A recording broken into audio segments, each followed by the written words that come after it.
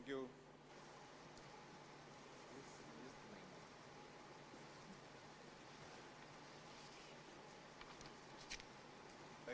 Thank you. Now, I'm hoping everyone can hear me. Yes, it appears to be working. Your Excellencies, thank you again for coming through and spending time with your colleagues, if I may say, and of course your partners who are crucial in tackling the question that is before us.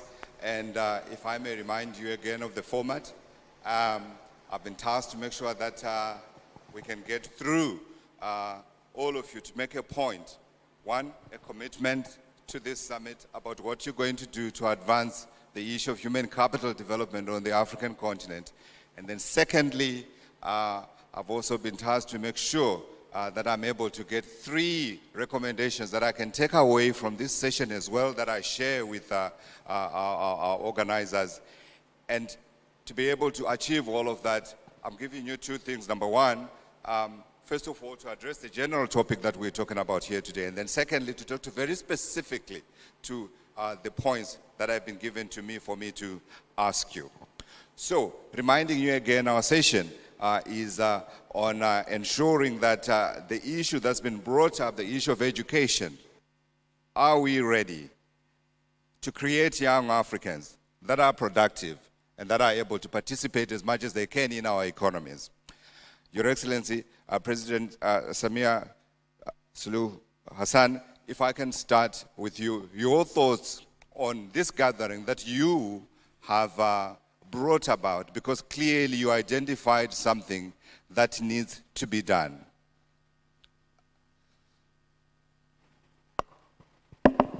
Thank you. Nakushukuru moderator.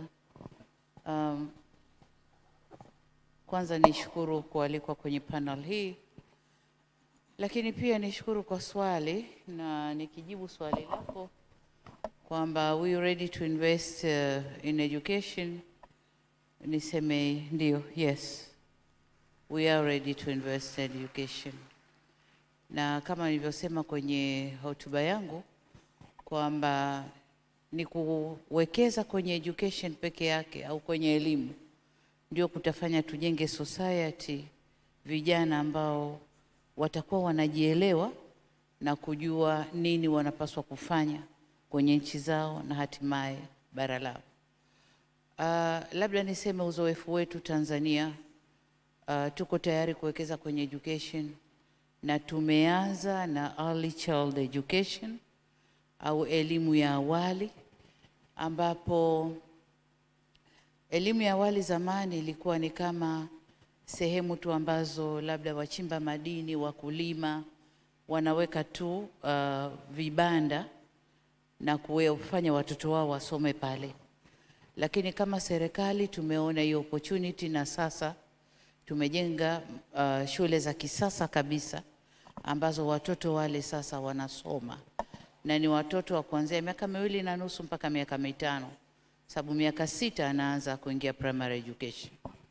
Lakini pia tumetumia fedha nyingi kuwekeza kwenye shule za msingi. Kama nilivyosema, population ya Tanzania ni kubwa na inakuwa kwa kasi. Kwa hiyo kila mwaka tunatumia fedha nyingi kuwekeza kwenye kujenga shule zaidi za msingi, lakini vile vile za sekondari. Lakini pia katika kuwekeza kwenye education tuna level ya sekondari ambayo inaanza kwenye form 1 mpaka form 6, na kwenyewe kwa sababu elimu ya msingi inatoa watoto wengi, lazima sekondari nayo itapokea wengi. Lakini pia tumewekeza kwenye vyuo vikuu. Tanzania ina vyuo vikuu kama 52, 30 ni proper vyuo vikuu na vilivyobaki ni vyuo vya kati au colleges ambazo zinafundisha mambo tofauti tofauti, hasa mambo ya teknolojia. Lakini katika kuwekeza education tunaangalia pia sasa sifa za walimu. Kwanza wingi wa walimu. Tunaangalia teachers students ratio. Kusema ukweli bado tuko nyuma. Tunajitahidi kuajiri, lakini bado kutokana na wingi wa watoto bado tunapambana. Lakini tunaangalia pia uwezo na sifa za walimu katika level tofauti. Wale wanaosomesha early child education, wanaosomesha primary na wanaosomesha sekondari, kuwajenga katika maeneo yao, vivyo hivyo vyuo vikuu. Lakini tunaangalia pia mazingira ya elimu, na kwenyewe nako kuna cost implication. Pesa nyingi inatumika kwenye kujenga mazingira ya elimu ili mwanafunzi awe na raha na mwalimu awe na raha kusomesha.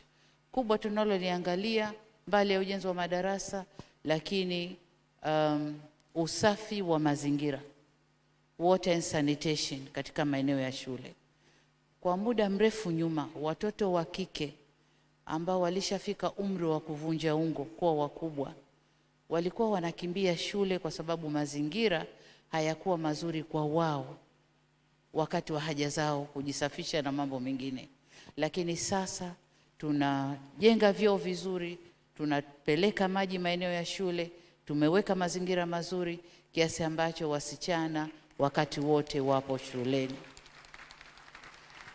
Lakini jengine katika kuwekeza kwenye elimu, nilisema mapema, kwanza watoto wetu kuanzia elimu ya awali, early child education, mpaka secondary school, form 6 before entering university, hawa wote wanakwenda elimu bila malipo, hawalipi. Lakini wanapokwenda university na vyuo vya kati, tuna mfuko maalum wa maendeleo ya elimu ambao wanafunzi hawa wanakopeshwa na wanakwenda kujisomesha. Watakapopata ajira ndipo wanaporudisha hizo fedha. Lakini katika bajeti iliyopita ambayo tunaitekeleza mwaka huu, tumeondosha pia ada kwenye vyuo vya ufundi na mafunzo ya amali, ili wanafunzi zaidi waingie wasome elimu ya ufundi, tuwajenge na uwezo wa kufanya kazi, uwezo wa kuajirika, ili waweze kwenda kwenye masoko ya ajira. Asante sana. Thank you, Your Excellency. As a follow-up question, I recognize that I may cover some of the things that you've already covered. That's okay, you can skip them. But in addition to what you have said and your commitment around girls, I wanted to focus a little more on what policy actions you are going to be taking to create an environment where youth can flourish, where that child, that girl, that boy does not feel the need to cross that dangerous sea into Europe and decides to practice their entrepreneurship here, like we heard from the from the Deputy Prime Minister. Asante sana. Ni kweli kwamba katika kuwafanya watoto wetu wapende kukaa nyumbani, kama nilivyosema, la kwanza tunawaingiza kwenye vocational training and vocational studies, mafunzo ya amali na mafunzo ya ujuzi, ili wawe na skills. Na tunaangalia mafunzo ya amali, mafunzo ya ujuzi kwa sasa hivi, kwa maendeleo tulionayo katika wimbi la mapinduzi ya 4 ya viwanda, watoto wetu wanahitaji nini. Kwa maana hiyo tunajenga vocational schools kule waliko. Kwa mfano sasa hivi tuna mradi wa kujenga vocational schools 64 katika kila wilaya ya nchi hii. Kutakuwa na vocational schools. Lakini pia tuna folk development schools ambazo hizi zinapokea wanafunzi ambao wamedrop darasa la 7 au form 4, na wanakuwa wanafundishwa elimu mbalimbali ya ujuzi, skills development, ili waweze kupitia mikopo niliyosema hapa inayotolewa na halmashauri zao, waweze kuchukua mikopo na kuweza kujiajiri wenyewe. Lakini kubwa zaidi tunalolifanya ni rural electrification. Tunapeleka umeme vijiji vyote ili wanafunzi waweze kusoma vizuri kwanza, waweze kufanya practical zao kwenye vocational training, lakini pia waweze kufungua shughuli zao za kujiajiri kule waliko, badala ya kurash kuja mijini au kutaka kuingia tamaa kwenda Ulaya kutafuta green pastures.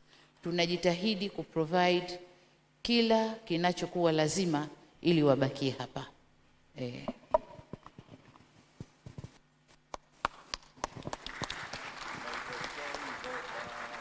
Both boats capsizing in the Mediterranean be a thing of the past. Your Excellency, thank you very much for your thoughts.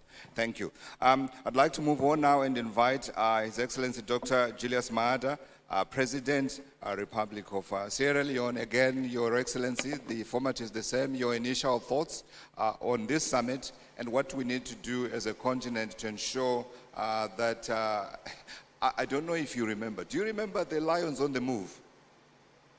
McKinsey Institute, Lions on the Move, a report that they released, I think, in 2014, if I am not mistaken, which spelled a rosy picture of Africa that was going to be growing and creating jobs for its people. And then I remember another big report, UNICEF, put together again, Generation 2030, I think, report that was called, again, spelling out this huge opportunity for us to realize as Africans. But warning, if we do not change our trajectory in terms of investment in our children, we would be going nowhere. And I'm saying to you, sir, as you address us today, we are in danger of having a disaster and not the dividend. But let me get your thoughts. Thank you very much. My government is a human capital development government. That was how I termed it even before I started my campaign, because we realized from the in-depth studies that we did before even I embarked on my political journey that illiteracy, high illiteracy, was a serious hindrance to development in Sierra Leone. So I identified human capital development, and I've taken it through the first term of office. For me, it's not a matter of whether we are ready or not. The need is upon us. And for certain things, you don't have to be ready to embark on them. It is existential if we have to succeed in this 21st century, if we have to move from being at the receiving end of the fourth industrial revolution after having been at the receiving end of all the other revolutions, then we must pre-position Africa by making sure that we invest adequately and consistently in our most precious resource that we have, which is the human capital of Africa. We'll be wasting time to do any other thing in this 21st century, and especially with the looming fourth industrial revolution. We cannot survive, we cannot thrive if we do not position ourselves ahead of the curve. And so, what have I done? I have put aside 22% of discretionary budget of my country, and that goes for education. And I want to assure you that there is efficiency in the use of that, because it's not just the quantum, but also how it is used. We have made sure that we are paying for all, because one of the most difficult aspects is actually access to education. A lot of people are poor. You may say it's $10, but some people cannot even afford that. And so what have we done? We have made universal access to education for every child in Sierra Leone for the past 5 years. And that is still ongoing. But besides universal access, there is another problem, and a huge number of obstacles that make it impossible for certain people. They will start, but they will not continue. So now we are not only paying for kids to go to school, we are also buying core textbooks which are needed in schools. In some of the schools, they do not even have teaching and learning materials. So we have bought that for 12 of Sierra Leone. So we provide core textbooks, we provide teaching and learning materials for all the schools that are government schools or government-assisted schools. There is another problem of malnutrition or hunger, which affects certain homes because of their level of poverty. Now we are providing school meals for over 600,000 kids in Sierra Leone. This has not only good outcomes for education or learning, but also and health reasons. And it is also playing into retention and completion. So what we are doing is a comprehensive approach to actually making sure that they don't just have access, but they can stay in school, complete school. And as a result of that, in the whole of West Africa, we are rated as first for completion for girls in West Africa. And we also have a free tuition for girls who do STEM subjects. As a result of that policy, for nearly 200 years history of our university, for the first time, women applied for engineering more than any other since the start of Fulbe College in Sierra Leone. And since I challenged the women folk of Sierra Leone, they have consistently led in all transition exams, including the latest which came out last week. 11 of the best performing students were 8 out of 11 of the best performing students were actually. So that mentality that women cannot do or do not have the same mental faculty as we do is beginning to go away. We realize that even menstruation was a problem, because when they are not properly attired, they feel shy to go to school. So what do? My wife, using a particular campaign, has been providing sanitary pads free of charge for all school-going children in Sierra Leone. And I talk about menstruation without any fear or hesitation.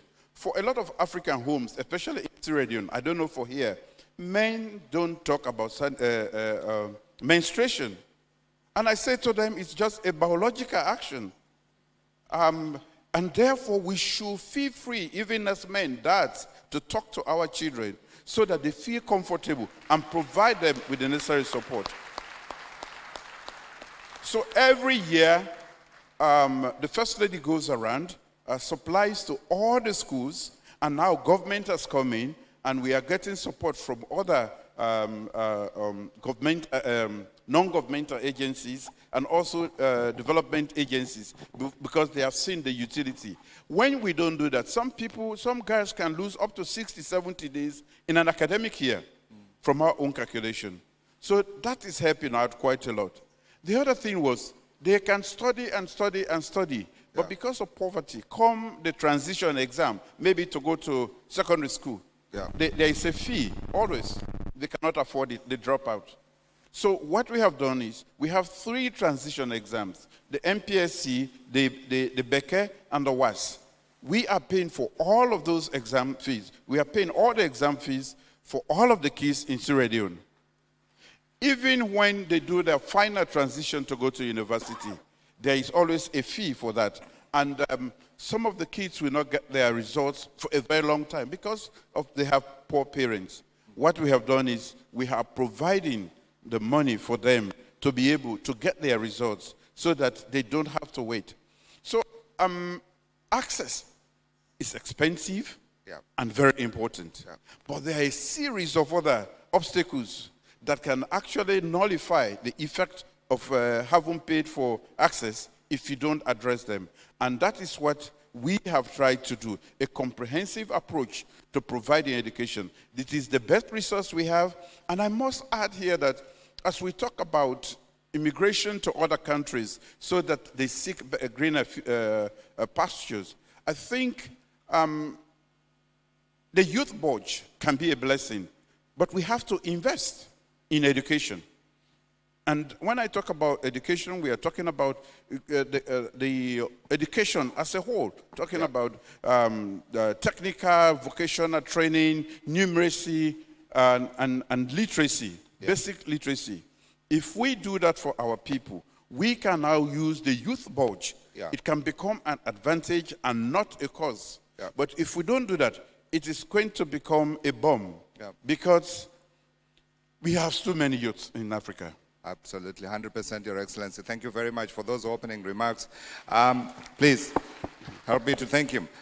So I think for me, what is really eye-opening is the fact that you, Your Excellencies, are breaking down what has traditionally been a taboo subject, amongst African societies, talking about menstruation, talking about what those girl children go through, and not talking about what it means for them to be equal participants as a result of that being a taboo subject. Thank you for breaking it down. We totally appreciate that. But I wanted you to add a little more. You spoke about the importance of access, but how do we ensure that that access is equitable? Because you spoke yourself about the disadvantage of the girl child, and we also know that children who come from poor families are at a disadvantage. I come from such a background. Until one of us, my brother, was educated, we were all destined to stay in the rural areas. We broke the poverty cycle because we got access and it was equitable. How do we ensure that on a bigger scale across the country, across the continent? Access to education. Equitable. Equitable. Yeah. We have first what we call radical inclusion. Radical inclusion. It's a policy by our government. And that means that irrespective of your situation, if you are a child in Sierra Leone, you should go to school. Wherever you are, whether you are disabled, in whatever state, no political colors come into play, everybody should go to school. This is radical inclusion. Before this time, there was a ban against pregnant girls going to school in Sierra Leone. And I was in favor of that, that is because of my old mindset. But when I realized that it is secondary victimization of these little kids who become pregnant going to school in their formative years, and then you take them out of school and punish them, and they become a liability to themselves, their community, and so on and so forth. I thought that was too much. And I knew I was wrong. So I made a U-turn. Now, girls who become pregnant, we attend on to the point that they can no longer stay in school. And once they give birth, we make sure they go back to school. And interestingly, they have been performing extremely well because they realize they have made the mistakes. And most times, the mistakes are done with adults, people who are supposed to know better. But we blame the child, we blame somebody in 13, 14, 15 years old, and we want her to carry that blame or sin for the rest of our life. I think that is not. So one of the things we have done is to make sure that whether you are in the village, you can access education. And we are building the necessary digital infrastructure. We have trained more teachers for quality, and also to make sure that they can go as fast as they can to be able to give the quality of education. Because what we have to do in Africa also is not just education. It must be fit for purpose education. Education that we meet the needs of the future, a digital economy. That is what we are entering. So the things we have done as when we were in school, which we are forcing our children to do, are no longer good for them. So we must look at the future and make sure that our children are acquiring the skills that will make them relevant for the future, not what we did. And that is what most of us as parents do. I did law, I want you to do law. I did medicine, you have to do medicine. No. I think you have to discuss with them.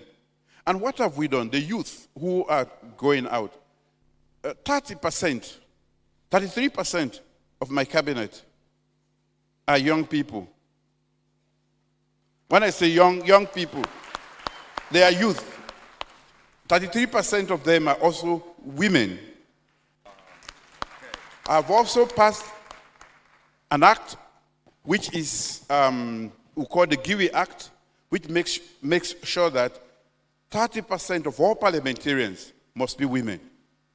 30% of all ministers should be women. And I just appointed my cabinet, and I made sure I complied to that because I passed that bill. And in the corporate world and in other fields of endeavor, we are making sure that nothing less than 30% for now, because this is the very first time we are taking this bold action. Yeah. They are women, right across Sierra Leone. That is the beginning of making sure that the women feel part of us and they can contribute.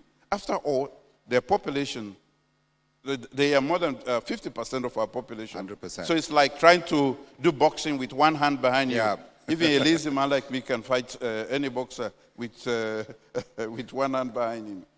Absolutely. You're going to lose. You can't do it with one hand. Your Excellency, thank you very much for those thoughts. Thank you. Thank you. And it's interesting. It sounds like, again, you were listening to the youth that were attending this seminar that I told you about. One of the things they said, you know, children speak sometimes a little too forcefully. So they said, we demand that there must be a quota for young people in every cabinet in Africa. And I see that you have already started that work on your front. Thank you very much. Let's please allow me to invite Her Excellency Mariam Chabi Talata, Vice President, Republic of Benin. Again, ma'am, I'd like to invite you to share your thoughts on the summit and the work that we are doing, or that we need to do. I think that's the more important part, what we really need to do, before I invite you to answer my very specific question for your country. Thank you.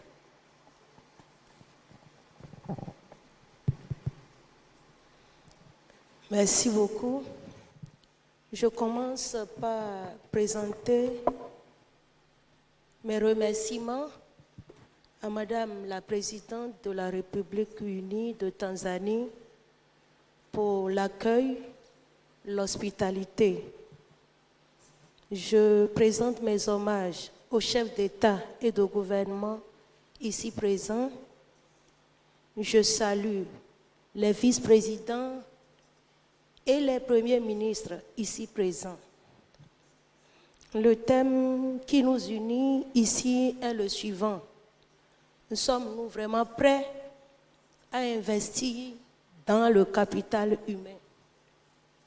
Moi, je viens d'un petit pays. Géographiquement parlant, c'est la République du Bénin. Nous sommes tellement petits que pour nous rendre visibles, nous nous appuyons sur le géant qui est à côté de nous. Chaque fois que je rencontre quelqu'un qui ne connaît pas bien la région ouest-africaine, qu'il me demande d'où je viens, je suis obligée de dire, je viens d'un pays qui est à côté du Nigeria. Vous voyez? Et ce pays, tout petit géographiquement parlant, rien que ce n'est que 112 000 km². Ce pays a de grandes ambitions. C'est un pays qui, depuis 2016, rêve de se révéler au monde. Mais comment se révéler au monde quand on n'a que 112 000 km²? Quand on n'a pas de ressources minières, comme le Congo, comme certains États qui rendent visible ou qui forcent la visibilité. Nous, au niveau de notre pays, le Bénin, nous ne sommes pas seulement prêts à investir dans le capital humain, nous sommes condamnés à investir dans ce capital pour nous rendre visibles. Parce qu'autrement, nous disparaissons. Et comment nous investissons? Comment nous faisons des efforts pour qu'au niveau de ce capital humain, notre pays soit visible? Nous avons été colonisés par les Français. Et au niveau de notre pays, le Bénin, c'est l'enseignement général qui l'emporte sur l'enseignement technique et professionnel. Cela veut dire quoi? Que pendant 6 décennies, au niveau de notre pays, nos jeunes ont été formés pour de longues études qui ne donnent pas droit à l'emploi. Et notre pays, le Bénin, pour aller de l'avant depuis 2016, a fait le choix de réformer son système éducatif, de faire en sorte que les tendances s'inversent. Par le passé, 70% de notre population scolaire se retrouvait dans l'enseignement secondaire général. Nous travaillons cette fois-ci à inverser les tendances, à faire en sorte que 70% se retrouvent dans l'enseignement technique et professionnel. Mais en faisant quoi? En prenant un certain nombre de mesures. Les Béninois sont connus pour leur engouement pour les études, leur engouement pour les longues études, parce qu'on croit que c'est ça qui fait l'homme. Quand tu ne vas pas très très loin dans les études, tu n'es pas considéré. Alors que maintenant, nous avons constaté qu'on peut aller très loin dans les études et rester chômeur toute la vie. Nous travaillons à y mettre un terme en faisant en sorte qu'il y ait de la qualité dans l'enseignement que l'on donne. C'est la raison pour laquelle nos premières actions en 2016 ont été d'arrêter les créations anarchiques d'écoles et de collèges. Les villages réclament des écoles, même s'il n'y a que peu de gens pour y aller. Les villes réclament des collèges. Depuis 2016, nous avons suspendu cet élan-là, parce que ça ne mène nulle part. Parce que pendant que l'on réclame la construction d'écoles, la création d'écoles, nous manquons d'enseignants qualifiés. Nous manquons d'enseignants qualifiés. Nous n'acceptons plus qu'on ouvre d'écoles que lorsqu'on a la garantie que ces écoles seront animées par des enseignants de qualité. S'il n'y a pas d'enseignants de qualité, pas d'ouverture d'école. C'est la politique que nous mettons en œuvre depuis 2016. Et nous avons procédé à quoi? À l'évaluation systématique des enseignants qui animent, qui donnent les cours dans nos écoles et nos établissements du secondaire. Le problème de la qualité du capital humain dépend souvent des enseignements qu'on donne à ceux que l'on forme. Chaque élève est à l'image de son enseignant. Ça n'a pas été facile. La lutte pour la qualité n'a pas été facile. L'évaluation n'a pas été facilement acceptée par nos enseignants. Il y en a même qui ont résisté, qui ont refusé de se faire évaluer, qui ont été radiés parce qu'ils ont refusé de se faire évaluer. Si c'est le prix à payer, il fallait le payer. Tout récemment, il y a eu des pourparlers qui ont permis donc de réinsérer certains. Mais il fallait évaluer chaque enseignant. Et ceux qui n'ont pas les compétences requises au niveau des enseignants ont été soumis à des formations. Ils ont subi des formations pour être à même de dispenser des cours de qualité. J'ai dit que nous autres, nous sommes condamnés à investir sur le capital humain. Pourquoi? Parce que tous les 25 ans, notre population double. Si elle double, nous devons tout faire pour qu'elle soit de qualité. Notre ambition, qui est celle de nous révéler au monde, ne peut pas voir le jour si nous n'avons pas un personnel qualifié. Et c'est la raison pour laquelle nous avons, au niveau de notre pays, travaillé à créer un grand nombre de lycées techniques, un grand nombre de centres de formation professionnelle. Nous avons envoyé en formation ceux qui vont animer ces centres de formation de façon à ce que, à leur retour, ils puissent intégrer ces écoles-là. Nous avons, au niveau de notre pays, conscience du fait que un adulte équilibré demain, c'est un adulte qui a eu une vie saine pendant son enfance. Et notre gouvernement investit énormément dans les cantines scolaires. L'année dernière, j'ai représenté le chef de l'État, le président Patrice Talon, en Italie. Parce que notre pays, le Bénin, a été désigné champion mondial de l'alimentation scolaire. 75% de nos écoles ont une cantine scolaire. Notre ambition, c'est de faire en sorte que tous les villages, toutes les villes plutôt, aient des cantines. Aujourd'hui, nous avons couvert la plupart de nos villages en cantine scolaire. Il ne nous reste que les villes. Voilà. That's great work. That's great work. That's great work, Your Excellency. Thank you, thank you, thank you.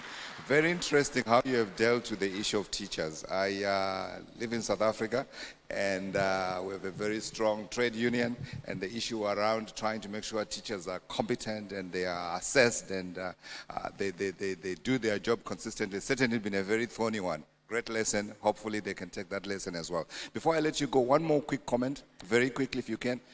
Have you had to deal with the problem of higher dropout rates for school children, especially amongst girls? I want to know how you have dealt with that one.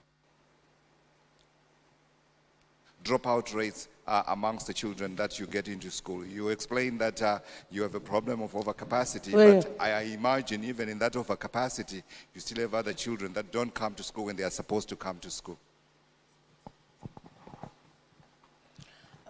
S'agissant de l'abandon, de la déperdition scolaire, surtout la déperdition des filles, nous mettons en œuvre une gamme variée d'activités.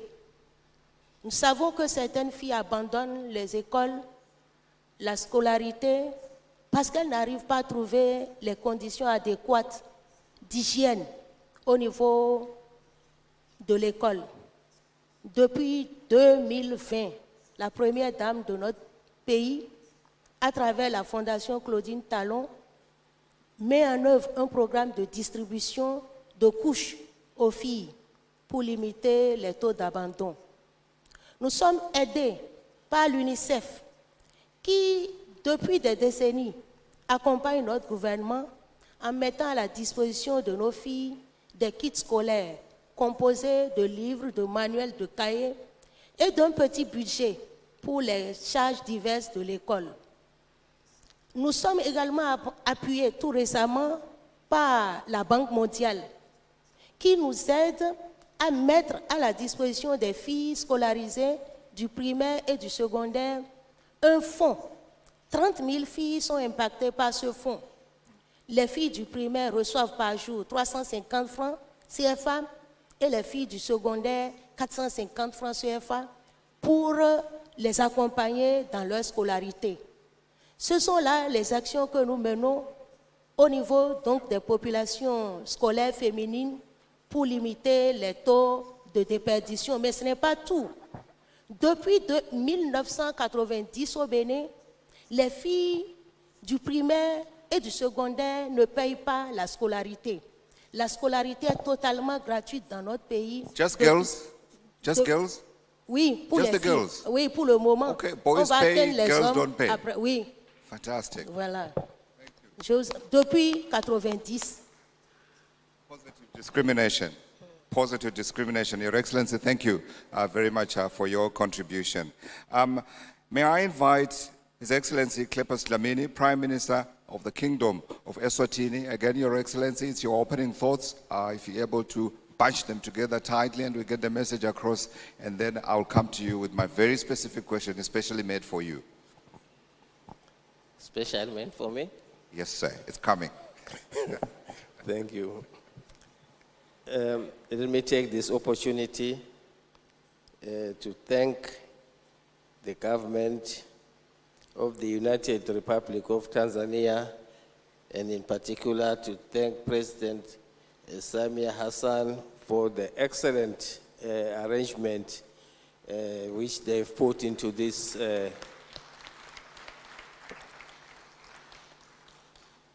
for those who have arrived just today, I have to say they missed a lot because of what we saw at the dinner yesterday. I see President Chakwera is regretting. We had magicians literally dancing, I don't know what to say, standing on their head, on top of another head. It was marvelous.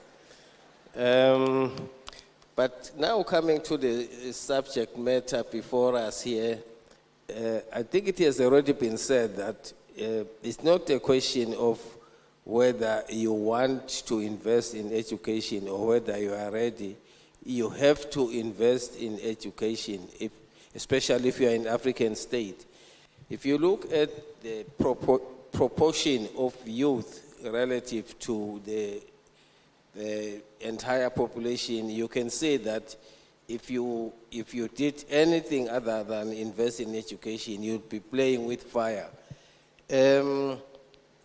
Today we learned that there's a difference between the number of years that you spend at school and the actual education that you get. You can have 10 years of schooling, but 6 years of effective education. And that was quite enlightening. I've always thought about it, but I've always known that rural schools perform poorly compared to urban schools. And I mean, and this is because of the effective years of education. Rural schools are short of, they have certain disadvantages. They may not have computers, they may not have libraries and laboratories, basics like electricity and water, which we take for granted in towns, but they are short in rural areas. You could talk about the teacher-student ratio, but if you don't have these facilities, it means nothing. The figures will just be deceiving you. In Eswatini, we have made very major strides in as far as investment in education is concerned. In our National Development Plan, education, that's 2023-27, education is one of the major pillars of this plan. We want to foster social and human capital development and nature skills base, able to adopt innovative technology. A lot has been said about the fact that today it is technology, not just education that matters. Eswatini was amongst the first countries to be a member of the World Bank Human Capital Project Initiative. Human capital is one of two high-level objectives of our plan. In our country partnership program with the World Bank, we have put a lot of emphasis on education, especially primary education. In Eswatini, since 2010, primary education is free. The only thing that is lacking is that it is not compulsory. And I think I can see now that that's a gap lacking. Because it is free, we should make it compulsory, that every child should go to school. But at the moment, it is not. So the enrollment rate at primary school is in excess of 95% because it is free. However, as you advance to the higher level, there's a tendency to drop because people have seen primary education being free. There's a tendency to think that it's probably not an expense that people must face. But we are progressing towards making sure that high school is also made free. The quality of education itself, as I've already said, is a major factor in making sure that what we develop from, what we gain from that education is in fact effective. So what we have done now we have created tertiary institutions, post-tertiary institutions such as TVETs and other colleges that teach skills-based kind of learning. Because what we see is that when people drop out, maybe after secondary school, they tend not to have the right skills for the job. So we have training that we get from different countries that help us with this, and we teach these skills to the schools so that the children who leave school and are not yet ready for work, they can be trained. Even illiterate people, motor mechanics, electricity, and all sorts of things like that. Sure. So this is what we are trying to motivate and encourage. But we will continue to invest again in even at university level. We are introducing now medicines and other schools like that, and so that people can have practical skills that can help in the future. Our budget is the highest proportion of the budget, if you take in terms of overall expenditure, goes to education and health. Sure. Those are the sectors that take a higher proportion of of our budget. Infrastructure, of course, is not neglected, physical infrastructure, but this is the main area of focus. Thank you. Thank you, Your Excellency. Thank you. I think the issue around skills is an important one.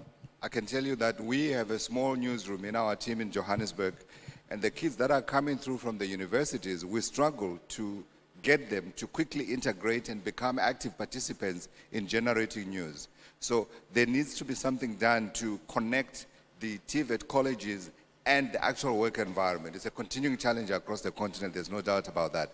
But I wanted to ask you to talk to a small little tabunyana subject, since we are touching taboos today. How do we work with culture to ensure that while we're respecting our cultural norms, we are also at the same time ensuring that every child who's entering this new age of technology and other things does so from a position of strength? I ask the question because traditionally our cultures have, as we have all been hearing here, looked down upon the girl child. Thank you. I think in our environment, we are seeing less and less of that discrimination, especially at school-going level. I don't know, I cannot say the same as people progress in life, in parliament, in promotion, but at the level at school, that discrimination is probably not as explicit as it was in the past. Let me be more explicit, Your Excellency. I was trying to say that are girls exposed to the same skill set opportunities as the boys? I.e., can that girl who dreams of being an aeronautical engineer be able to do so at the same time that a boy child is able to do so? Because we have seen a situation where girls are not getting some of these opportunities. I suspect they lack role models. It's because she does not have a role model. She has the perception that it is a man's skill, and that is something that needs to be addressed.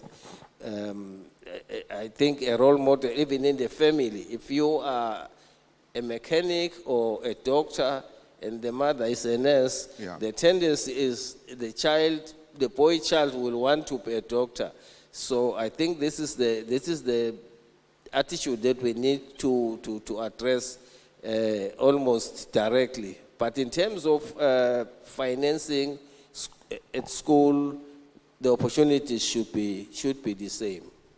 I totally agree with Your Excellency. Thank you. Thank you. So we need to normalize it, that a girl child gets as much chance as the boy child. We need to make it an everyday thing. Thank you for your contribution. Let me move on. We have two excellencies remaining that we need to get to and get their views. May I invite His Excellency Hamza Abdi Bare, Prime Minister, Federal Republic of Somalia. Okay. Before you start, Your Excellency, I wanted to tell you that I personally have adopted Somalia as my country in terms of our coverage because I know where Somalia is coming from. 1991, I was in Nairobi covering that war. Thank you. Thank you very much. Thank you very much, brother. Esteemed heads of states and governments, honored guests, ladies and gentlemen, I am honored to be amongst you today here as we discussed a question that is important to our future of our continent. Are we ready to invest in the education and productivity of African youth? The answer I have been contemplating is we have no choice but to be ready. In the case of Somalia, although Somalia has established the right to education for all, millions of Somali children and youth lack of foundational skills in reading. Tackling learning poverty in Somalia is a complex challenge that is made worse by a number of issues. I consider I consider the next 5 obstacles to be the most critical. First, I want to talk about the, some challenges that we are facing. Then, maybe later on, I come to the solutions that we are committed to undertake to fix these problems in our capacity. First obstacle is the pervasive conflict, insecurity, and the prolonged instability. Somalia has, as you know all, gone through some very challenging times in the past few decades. The ensuing instability has disturbed the functioning of schools and uprooted students and teachers. However, extremist groups such as Shabab significantly contribute to the learning effort in Somalia. They frequently attack schools and education infrastructure. They target educational facilities, teachers, and students as part of their broader campaign to instill fear and exert control over people. Secondly is the limited infrastructure and resources. Infrastructure is insufficient school buildings, limited access to basic facilities such as clean water, and absence of proper transportation for girls and the children in remote areas, and shortages in learning materials are all major bottlenecks. Third is the difficulty in attracting and retaining quality teachers. Due to inadequate salaries and limited professional opportunities, teaching has become one of the least favorite professions in Somalia. If someone, for example, has a unique capacity or competent or unique skill, they would prefer to work in the UN or an international organizations where they would be paid 10 times the salary of teachers at the very least. Fourth, limited access to foundational education. Statistics indicate that only half of the children in Somalia are enrolled in primary school. This disparity is even worse in rural areas where only a third of children are enrolled in primary school. Socioeconomic factors such as poverty constitute the biggest factors stopping families from sending their children to school. And fifth, and perhaps the most impactful factor, is climate change. And climate change is the key factor in the disruption of educational infrastructure. It is also the leading cause of forced displacement and immigration, reduced livelihood opportunities, poor health and sanitation, and increased water and food insecurity. Thank you very much.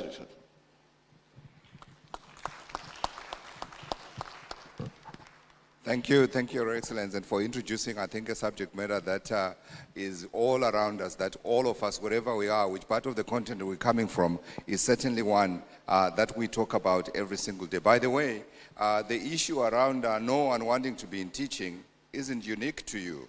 Across the continent, teaching is no longer the revered profession it used to be, because teachers are not, may I say, well paid. It's not paying anymore. And people who are passionate about teaching have been forced to leave the profession and move on to others. It's something that we should reflect on and find a way of glorifying so we can get our teachers back into the profession. Your Excellency, I wanted to follow up one more question for you, and this is around the challenge of tackling learning poverty. I think we heard the figures, they are terrible figures. We are all to blame on the African continent. I wanted to know what you are doing to tackle that learning poverty. Thank you very much. As you all may be aware, the government of Somalia has undertaken a comprehensive campaign this past year to eradicate extremist elements across the country to bring the peace first. And you can only imagine the strain these activities would place on our national spending. However, despite the fiscal strains and limited resource, we have demonstrated our committed to expanding access to education and tackling learning poverty by taking specific policy actions and investing in the solutions to address the bottlenecks and challenges facing the educational ecosystem in Somalia. Firstly, we began by investing in skilled teachers.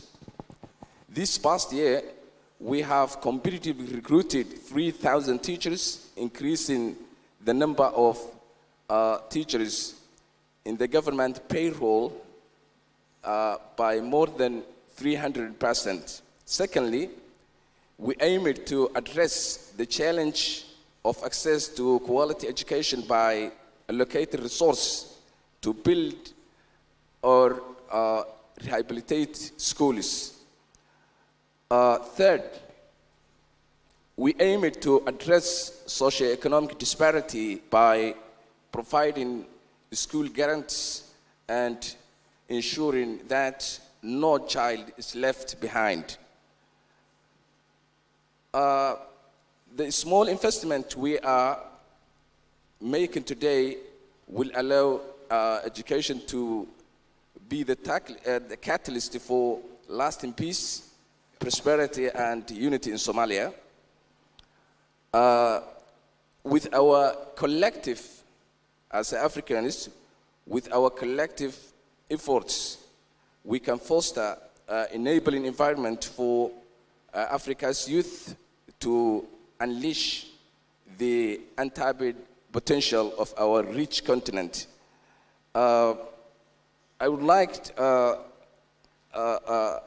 conclude and to express Somalia's deep commitment to investing in its people, and I am pleased to announce that Somalia is joining the Human Capital Project Country Network as the 89th member. Thank you very much. Thank you, thank you, thank you, thank you, thank you. And thank you for anticipating my last question as well. You have already declared the commitment. I'm coming back to Your Excellencies to come for my one commitment from you as we close. If I can come to you, Prime Minister Dlamini, your one commitment to us here listening today about what you're doing to advance our goal of ensuring that we realize the demographic dividend. Just one.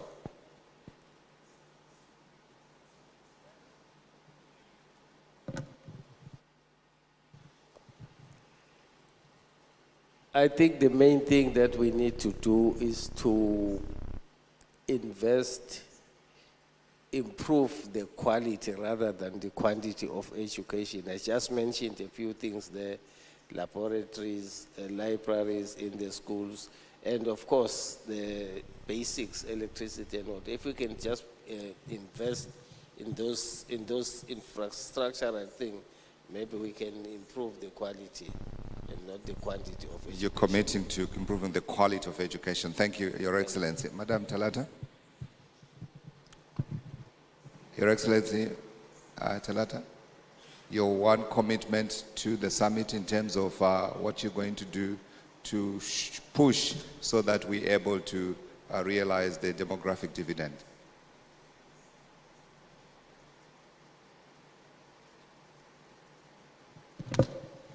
It looks like it still works, yes.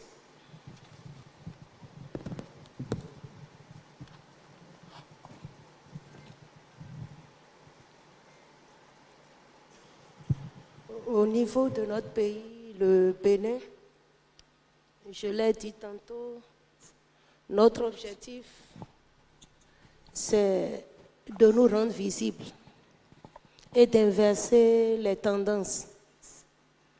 Nos jeunes ont coutume de traverser des pays, de traverser des océans pour aller chercher les meilleures formations, les meilleurs emplois à l'extérieur. Nous voulons que désormais ce mouvement s'inverse, comme le cas observé tout récemment entre l'Espagne et le Maroc.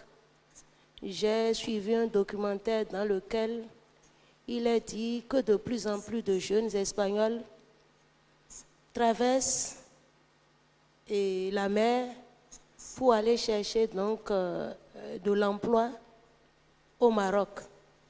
Nous voulons faire de notre pays un pôle d'excellence en ce qui concerne la qualité, en créant une cité internationale de l'innovation et du savoir qui offre un cadre d'accueil à des institutions de formation africaines et internationales. Yeah. C'est notre objectif. Thank you. Thank you very much. Thank you very much, Your Excellency. Thank you. If I can come to you, that's Your Excellency President Bayo, Sierra Leone.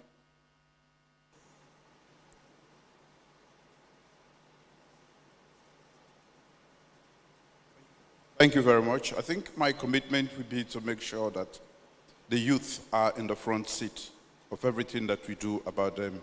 I have started, and I will make sure that that is entrenched and becomes the norm.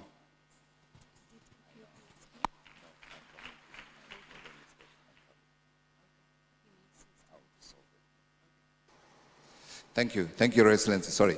Thank you very much for your commitment to the youth. We appreciate it. Your Excellency, President Hassan. Kwa upande wa Tanzania tuna commit kuendelea kuwekeza kwa watoto na vijana ili kujenga taifa lililo bora, na commitment yetu haitaishia ndani ya taifa lakini hata kwenye program zetu za kikanda, regional programs. Tutahakikisha tunawekeza ili tusome kwa wengine na wengine wa nchi jirani wasome kwetu kwa maendeleo ya bara letu. Asante sana. Thank you very much. Thank you, Your Excellency. I'd like to apologize to His Excellency. Can I say the last word? Yes, ma'am. Yeah, the last word is to the fellow African heads of state and government. Yes. There was a philosopher who said, if you think education is expensive, try ignorance. Sure. So ignorance is what has landed us here. Yeah. So let's now invest in education. Absolutely. Thank you. Absolutely, absolutely. Thank you, Your Excellency. Thank you.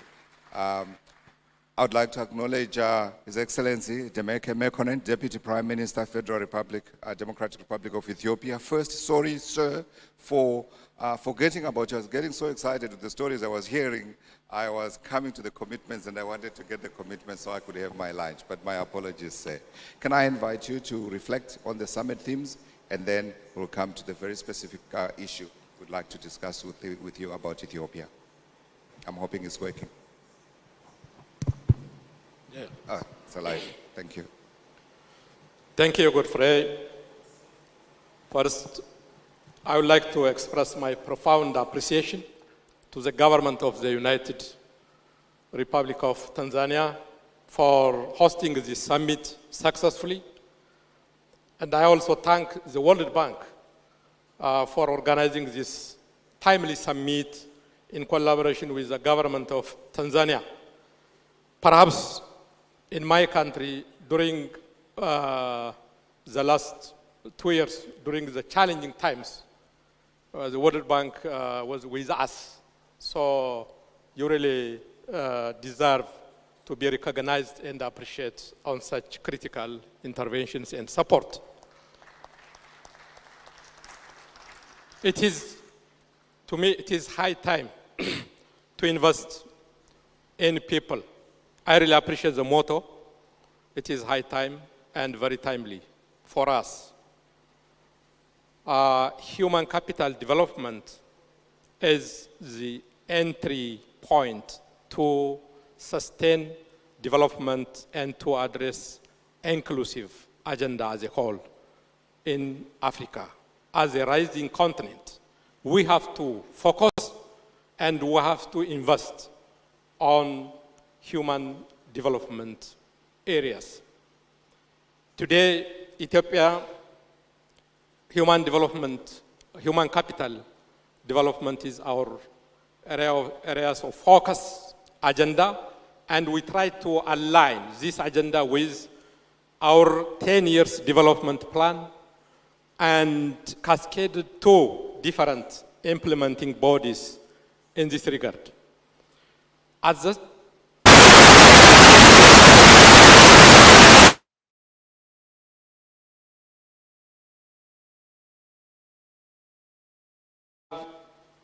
few pillar agendas on us. The issue of access. Today we are managing about 30 million students from pre-primary to tertiary education program. 30 million. From this, we're also 5.2 million students are benefiting from school feeding programs, especially in drought-affected areas, in remote and in the pastoralist areas, and in other pocket areas. The school feeding program is really very important issue for kids, especially for girls, for access and even for quality issues. The second one is the quality issue. To ensure the quality issue, we developed a package, a school development program, leadership program, curriculum development, and other necessary inputs around the one. This is really very important for successful learning outcomes and the like. The third one is about inclusive. Education should be inclusive in terms of gender, in terms of area, in terms of special needs and the like. This is very critical and important one, and we're working on that.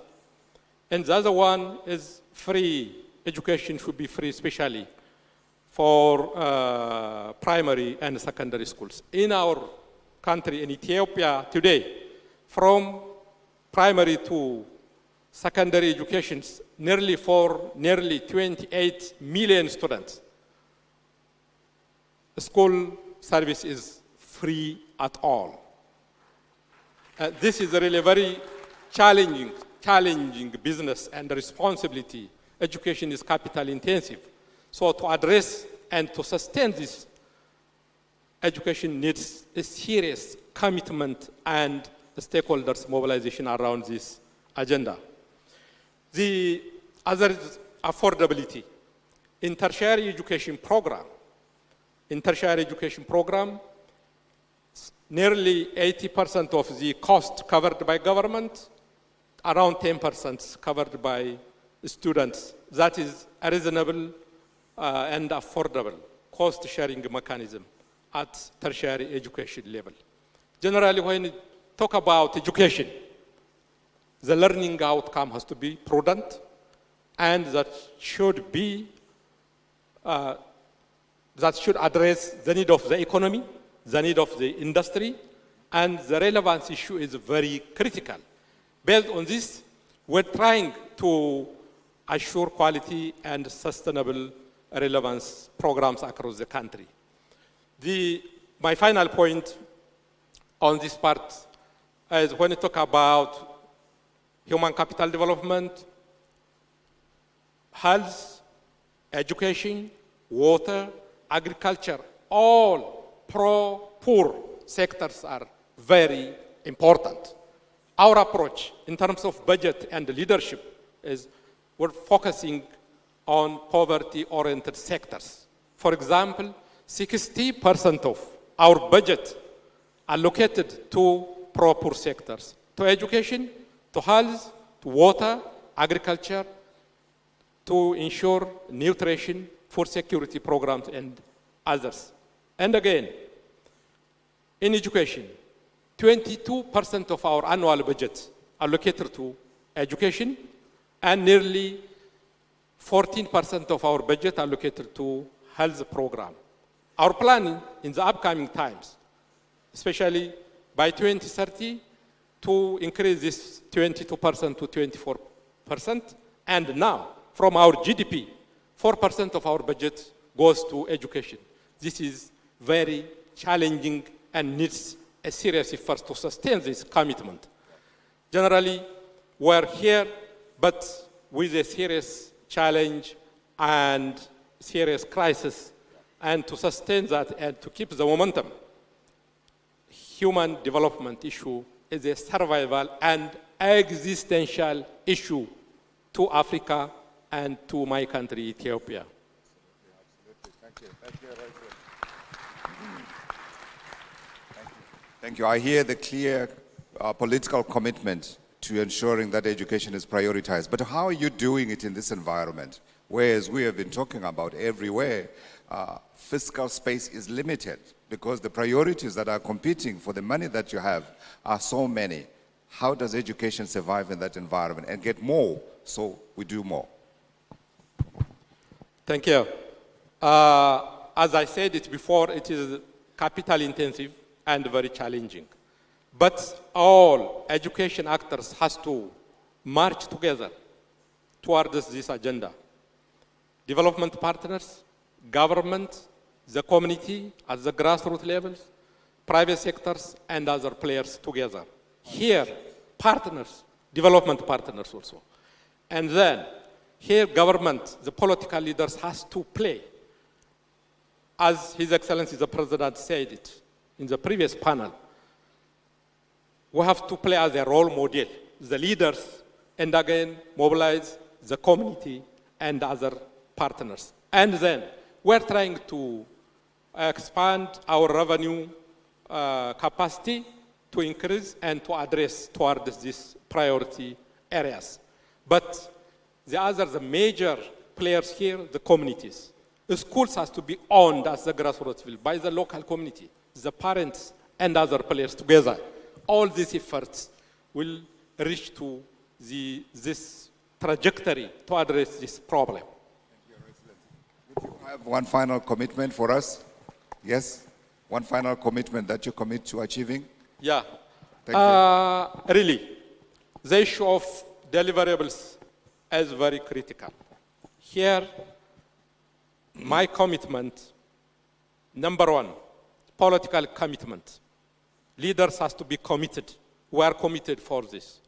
Second, allocating the proper resource and mobilizing all actors.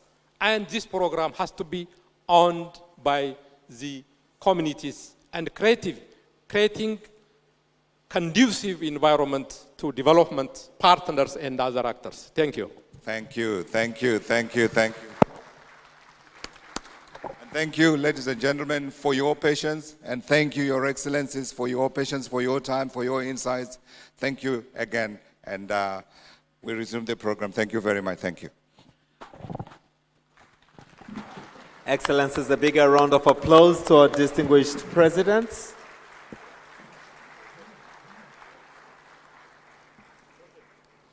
Can we stand up as they take their seats? And let's continue to clap their hands.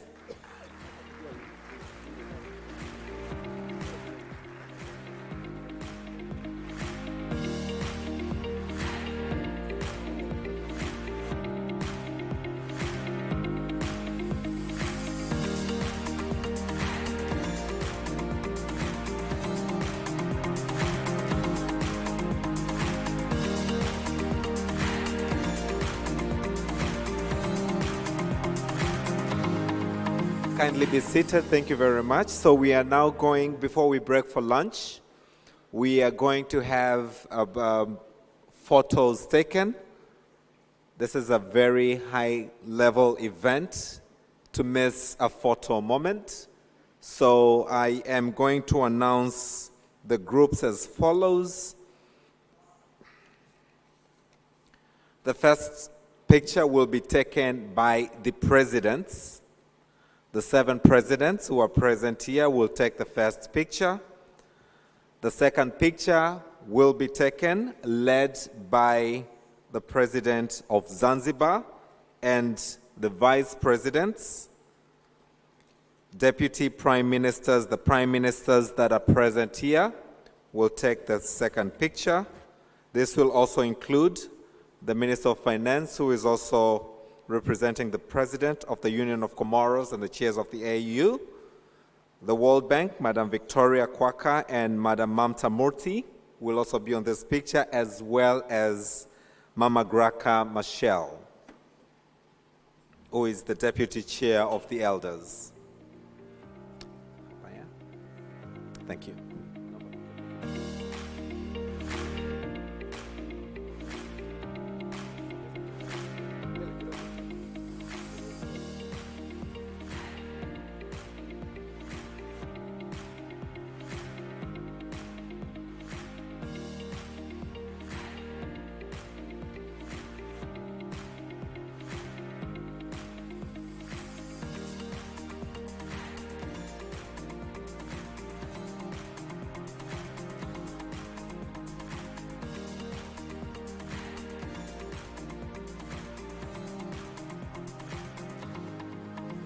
Heads of delegation that are present here will take the third picture, to be followed by international and regional cooperation bodies representatives who are here. Honorable ministers will take the 5th picture, and the final picture will be for the Secretariat. May I now have the honor to invite back to the stage Her Excellency Samia Suluhu Hassan, President of the United Republic of Tanzania. May I also kindly, you'll use these stairs to come up and those stairs to go down. May I also invite His Excellency Philippe Jacinto Nyusi, President, Republic of Mozambique. May I invite His Excellency Andy Rajoelina, President, Republic of Madagascar.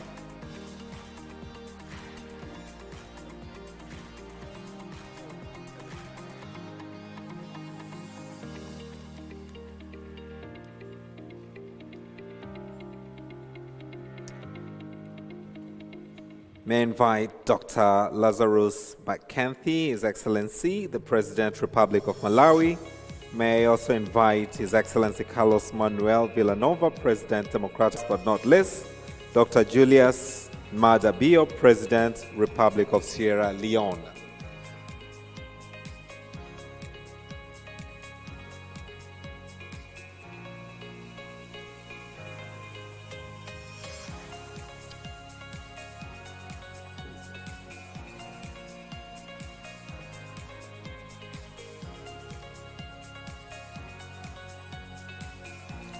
May I kindly, Your Excellencies, request you to please stand up? Thank you. The next pictures, you will all be seated. And if you can come together, yes, like that. Wonderful.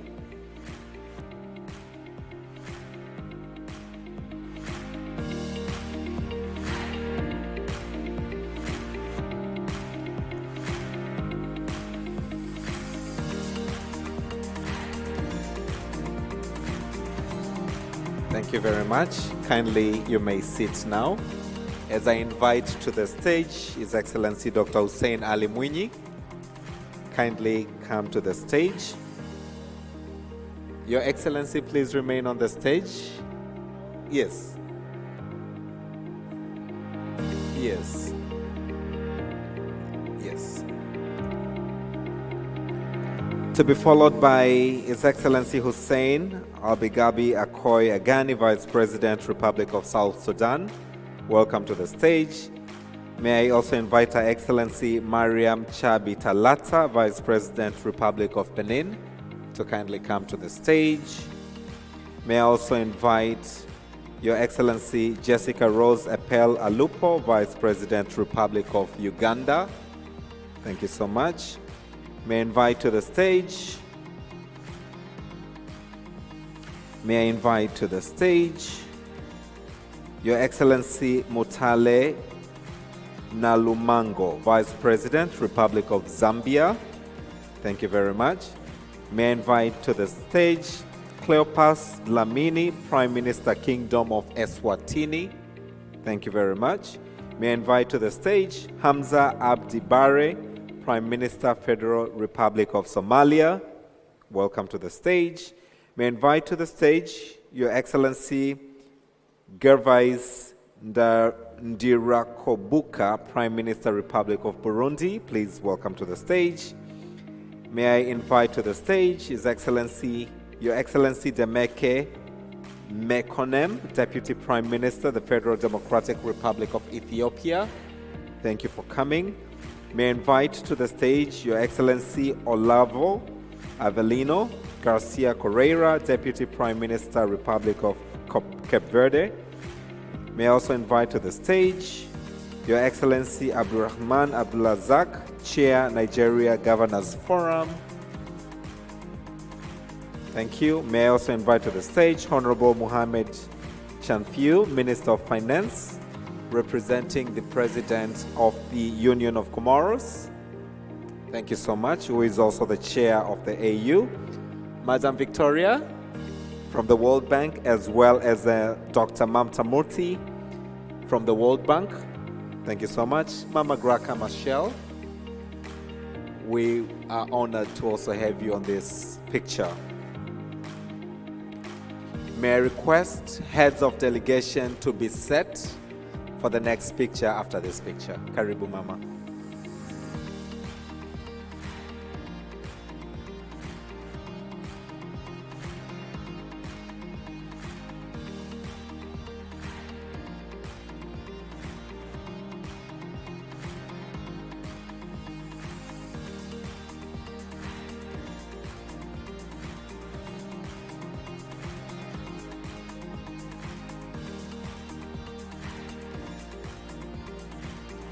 Asante sana, please use the stairs on your right hand. The presidents, please remain seated. The members at the back, kindly use the stairs on the right hand to exit the stage. As I invite through your right hand, the heads of delegation, kindly you will stand behind the presidents. Algeria, Angola, Botswana, Comoros, Djibouti, DR Congo, Egypt, Gabon, Ghana, Ivory Coast, Libya, Namibia, Nigeria, Rwanda, Seychelles, South Africa, Togo, Tunisia, and Zimbabwe.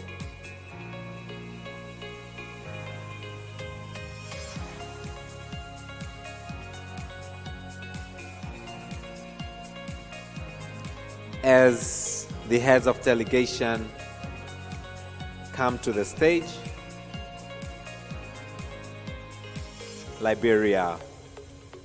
As the heads of delegation mount the stage, may I request the international and regional cooperation to please be prepared to be followed by all the ministers present here.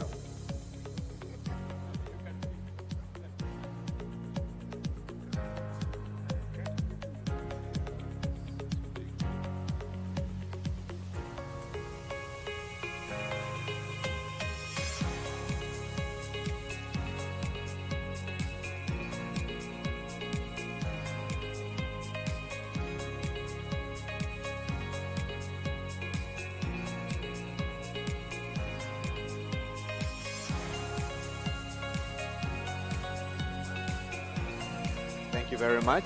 Let's exit the stage as I invite all those representing regional and international organizations present to please come to the stage.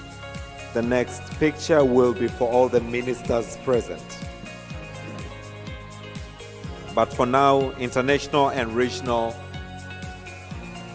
bodies that are present here.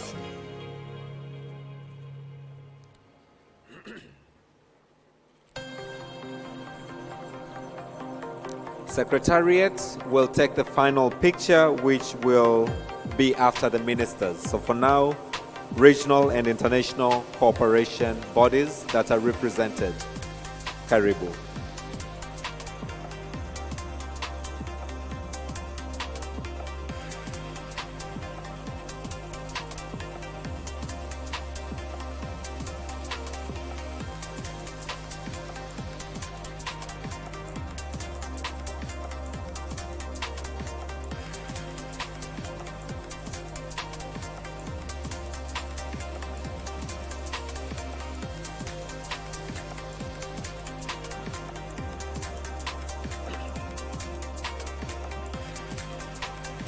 May I also request Excellencies Ambassadors and High Commissioners present to please join on this picture. Excellency Ambassadors and High Commissioners present to kindly join on this picture. The next picture will be of all the ministers present, and the final picture will be Secretariat. Can we give a room for the Ambassadors and High Commissioners to kindly pass? Thank you.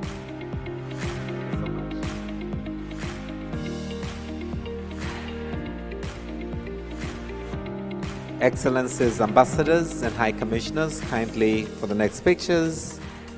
Honorable Ministers, you will take the next picture.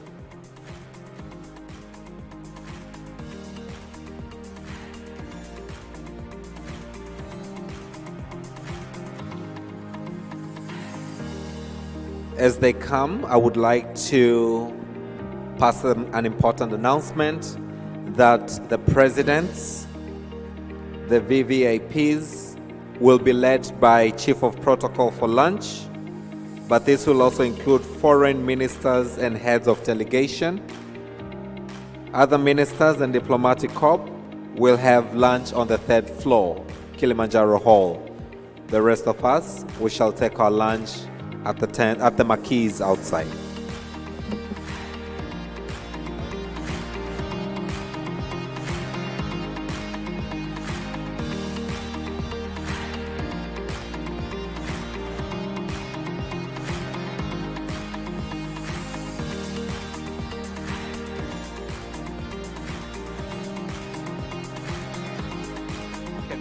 Can we use on my left? Can we come through this side?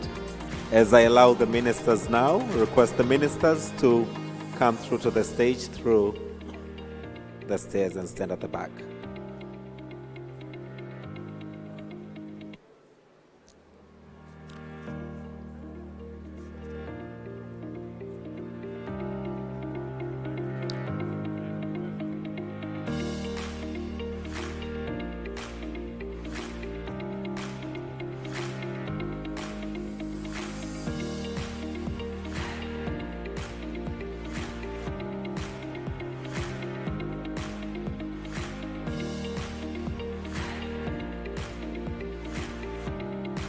Please, if you can move slightly this side. Honorable Ministers, there's more space on this side, kindly.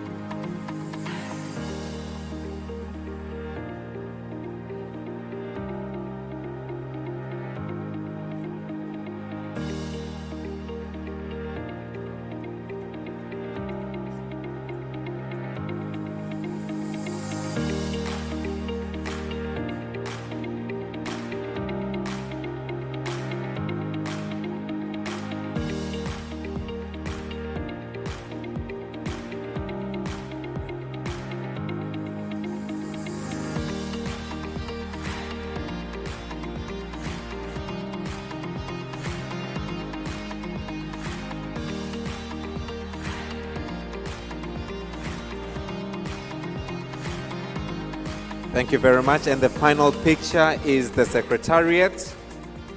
The Secretariat, Excellencies, the next picture is taken by those who organized this summit. And as they come, may I request the Secretariat to please come to the stage for the final picture. And as you come to the stage, I would like to read this special message. I would like to acknowledge the exceptional work of the many people who contributed to making today such a successful and impactful event. The joint teams of officials from the government of Tanzania and the World Bank have been working tirelessly over the past months. Please join me in recognizing their hard work, their teamwork, and their exceptional efforts. I would also like to recognize the generous support of our sponsors for this event, including the Gates Foundation, the MasterCard Foundation, the Early Learning Partnership, and the Government of Korea, and the Global Financing Facility. Thank you all. Can we put our hands together for this team that has made this event a great success?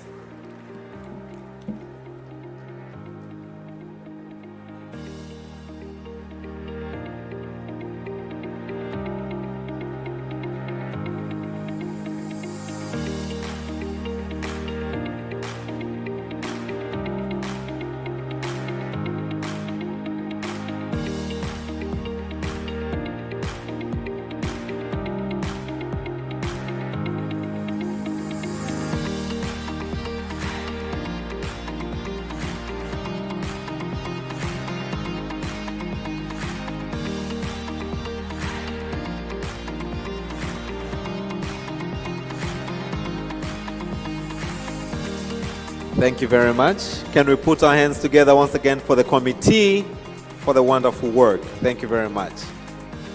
Excellencies, may I now request you to proceed for lunch through this door.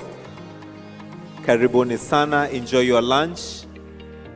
Ministers will go to the third floor, permanent secretaries and other VIPs to the third floor, Kilimanjaro Hall, and the rest of us to the marquee. Thank you so much.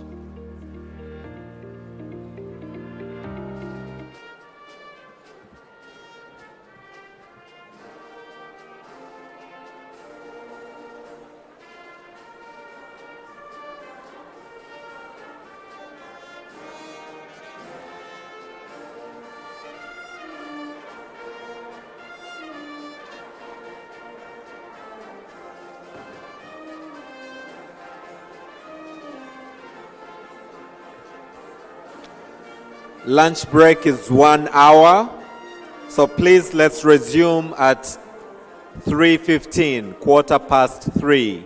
Thank you.